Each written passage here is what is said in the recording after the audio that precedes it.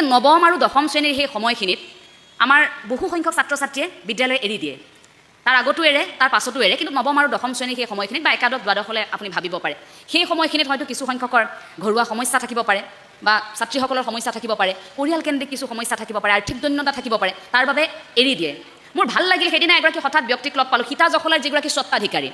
তেখেতৰ সৈতে কথা পাতিলোঁ তেখেতে এনেকুৱা সুন্দৰ এটা পদক্ষেপ লৈছে কি জানেনে তেওঁ প্ৰায় 34খনকৈ বিদ্যালয়ত ঘূৰিলে ঘূৰি ঘূৰি চালে যে তাত কোনোবাই আধাতে শিক্ষা এৰিছে নেকি ড্ৰপ আউট হৈছে নেকি কোনোবা বোলে হয় ইয়াত বহুত ল'ৰা ছোৱালী এতিয়া স্কুললৈ অহা নাই বোলে কিয় অহা নাই লাহে লাহে তেওঁলোকৰ ঘৰলৈ যোৱা আৰম্ভ কৰিলে সেই ল'ৰা ছোৱালীবিলাকৰ ঘৰলৈ গৈ তেওঁলোকক সুধিলে যে তোমালোকে আৰু কিয় নপঢ়োঁ বুলি ভাবিছা তেওঁলোকৰ বিভিন্ন ধৰণৰ অজুহাত ক'লে এনেকুৱা ধৰণৰ সমস্যা আমি পঢ়িব আৰু নোৱাৰোঁ তোমালোকে পঢ়িব বিচাৰানে বোলে বিচাৰোঁ কিন্তু আমি প্ৰতিদিনে শ্ৰেণী কোঠালৈ যাব নোৱাৰোঁ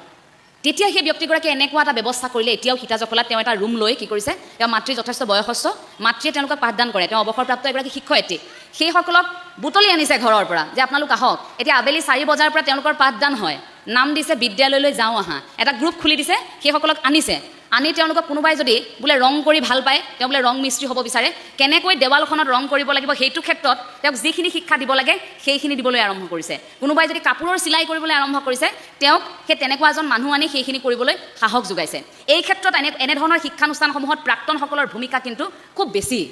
মই অনুৰোধ জনাম আপোনালোকক পৰামৰ্শ দিব পৰা যিহেতু সামৰ্থ্য নাই আমি উদাহৰণ বৰেণ্য ব্যক্তিৰ দি থাকোঁ সেইসকল ব্যক্তিক আমি তেওঁলোকক আদৰ্শ হিচাপে লওঁ সেইটো ভাল কথা কিন্তু আমাৰ মাজত যিসকল আছে এইখন বিদ্যালয়ৰ পৰা ওলাই যোৱা প্ৰাক্তন আজি হয়তো বিভিন্ন সামাজিক দিশত জিলিকি আছে কোনো যদি শিক্ষক কোনো প্ৰশাসনিক বিষয়া কোনো সফল ব্যৱসায়ী গতিকে সেইসকল ব্যক্তিক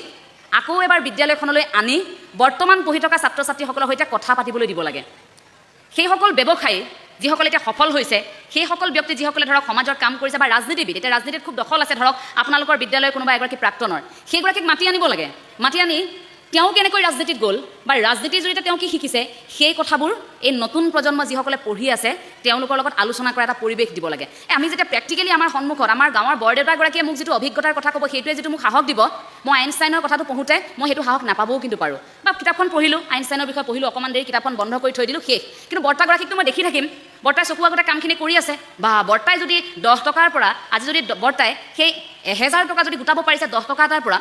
তাকো অৰ্থনৈতিক স্বাৱলম্বিতা অৱলম্বন কৰিছে তাত সমাজৰ কথা আছে বা সমাজ হিতৈষী কাম কৰি অৰ্থাৎ সৎ পথেৰে সেইটো আমাৰ বাবে শিকিবলগীয়া কথা গতিকে এই কথাবোৰ আপোনালোকক অন্ততঃ অনুৰোধ জনাইছোঁ সেই পথটো আমাক লাগিব